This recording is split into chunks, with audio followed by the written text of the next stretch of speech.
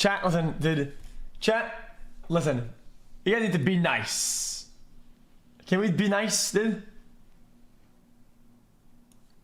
You should just give everyone in chat $1,000 then Nothing smile. I can do. It doesn't matter how I eat. Doesn't matter what I do. There's lots of vegans, they get cancer. It doesn't freaking matter. That's new Jubilee. We have to watch it. Chat, it's our ritual, boys. What can I say? Okay, it says. We invited 6 cancer survivors to see the range of their beliefs and values.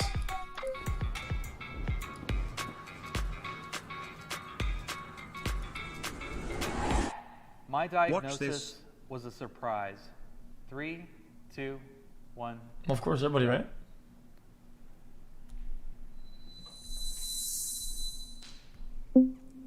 So I found a lump in my breast. I knew something was wrong. Still, I somewhat agree because you like to think that it's gonna be something else. It's gonna be a cyst, it's gonna be benign. But then when they actually tell you, I wish you and hear chat a those happy words, holidays. you have breast cancer, Just it's like, kidding, fuck you, For chat me, and I had childhood cancer, so I was diagnosed when I was 8. And, you know, I'm a kid, I don't think about this kind of stuff. I'm thinking about, you know, playing tag with my friends or going to the movies. How can I it be was a definitely billionaire's a shock.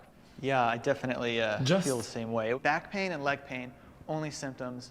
And we just go to work being miserable, go home and lie in bed. My parents are like, you know, Let's be honest, chat. maybe you should go to the xQc ER. has enough, but by and then us we all get the there Tesla and they truck do a can scan, still like, have oh, you enough have to a fly to the giant moon mass 2 in you. I'm like, times. oh, okay, 2. great. Dating and romantic relationships were more difficult after my diagnosis. 3, 2, 1, go.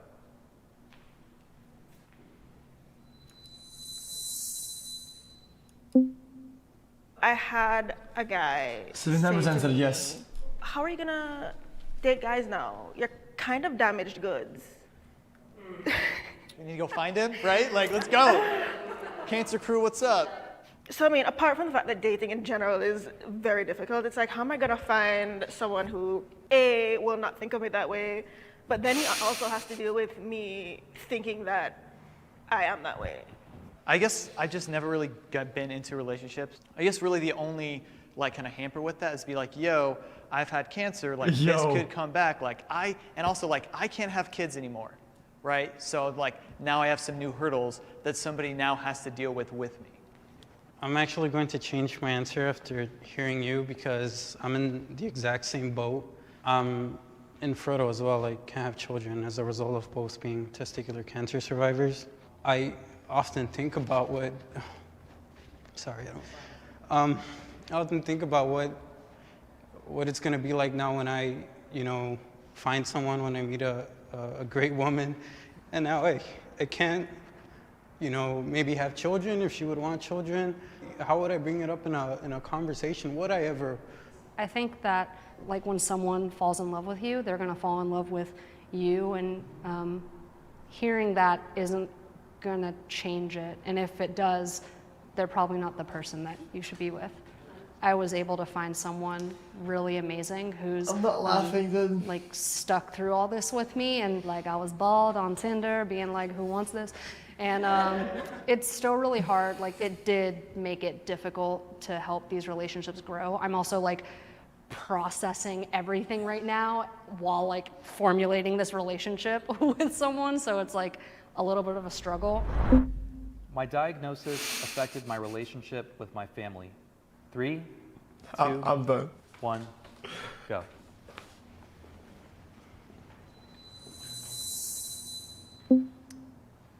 So it did affect my relationship with my family, but for the better. So we became a lot closer.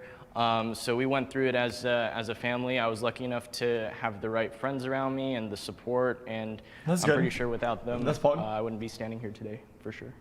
I kind of had a little bit of a different experience. I like pushed everybody away.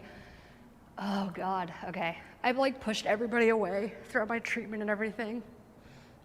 It's also kind of new because it just happened about a year ago. I'm from Texas, and so my mom like moved out here to come live, I'm not live gonna with say me it. during my treatment. And I'm having like a really hard time connecting with her because I keep like associating her with that time. Guys, this is totally unrelated, okay? But I just can't keep it, dude. It's absolutely unrelated. I just felt like the haircut looked a little bit like in Monster Inc. You know, the secretary where she wants him to file the paperwork. I've also never said that out loud, so sorry I'm getting super emotional right now, but yeah, so I feel like there's this protective barrier on both sides. And having been a survivor and the loved one of someone who had cancer, I want to protect you guys from thinking I'm not going to make it and from being hurt and from being sad.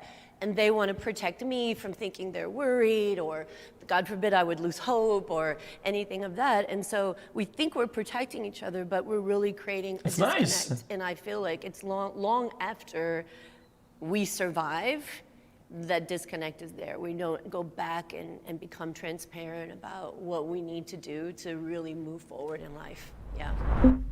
There was a moment when I thought I wouldn't survive. Oh, that sucks. 3, 2, 1, go.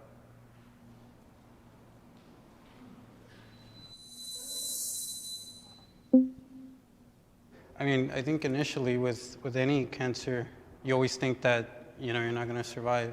Very early on, I was not told, you know, what the prognosis was. Was I going to be okay? What's my survival percentage? And so there was one very, very dark moment for me. I tried to take my own life because I thought that that was going to be my life from here on out. And I would recommend right now to anyone who is a cancer patient, please don't do anything like that. Don't, because I did not have all the information yet. I did not know what was going to happen or what wasn't. Can I hug you? Yeah.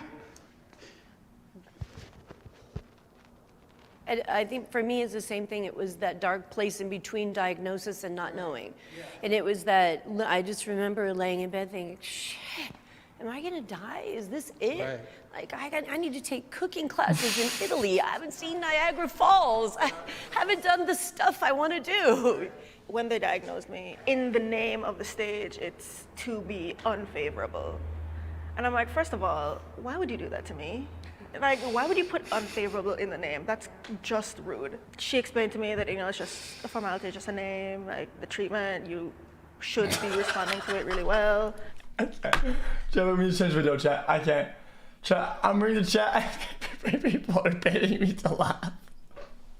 And so going through it, I was like, okay, you know what, I can do this. But then there got to a point in the chemo that I was like, this is what I might not survive. Like the cancer, okay, I was living it with it for like maybe, I don't know, like a year, and I seem to have been doing fine then, but this chemo is really making me suffer.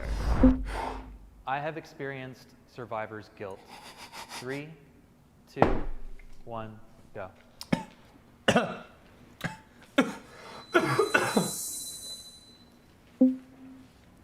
I could have been born poor. I could have had a different kind of cancer, like all of these different things working together. And I'm not saying that I shouldn't have survived. And I'm not saying that I didn't work very hard and my doctors didn't work very hard.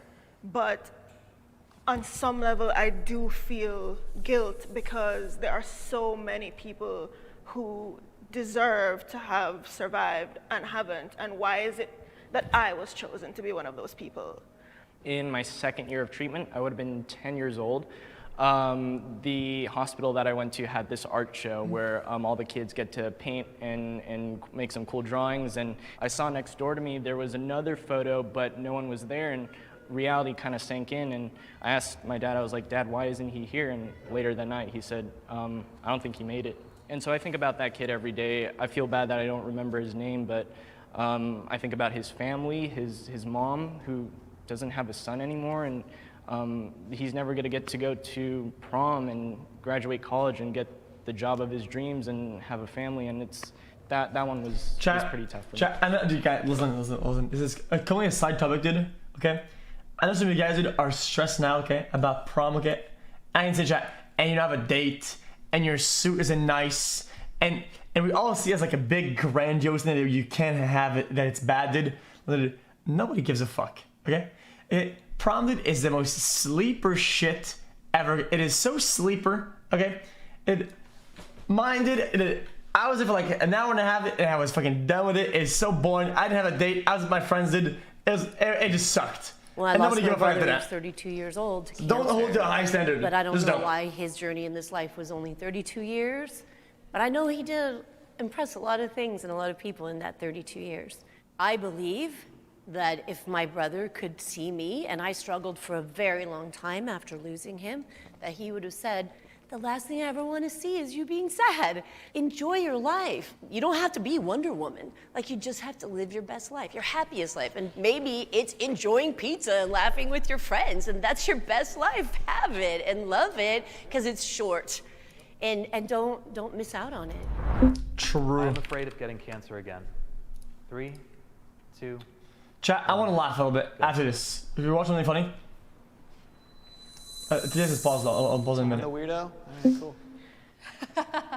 So there's a slang term within the cancer world known as scanxiety. And it's when you go in for a scan, you get anxiety and you're like, I don't know if cancer is going to come back now or whatever. Like, I can't change it. There is literally nothing I can do. It doesn't matter how I eat, doesn't matter what I do, doesn't matter what people tell you. There's lots of vegans, they get cancer. It doesn't freaking matter. So like, I'll just have to beat it again.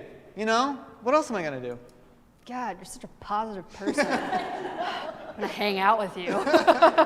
I think it is just because I just finished my treatment and everything, and so I think that's why it's so scary. Because I haven't even been cancer free for a year yet or anything like that.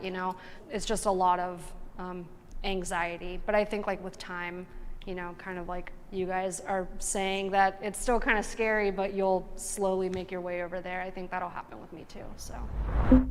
Surviving cancer has made me a stronger person. It's all gonna run right. 2, 1, go.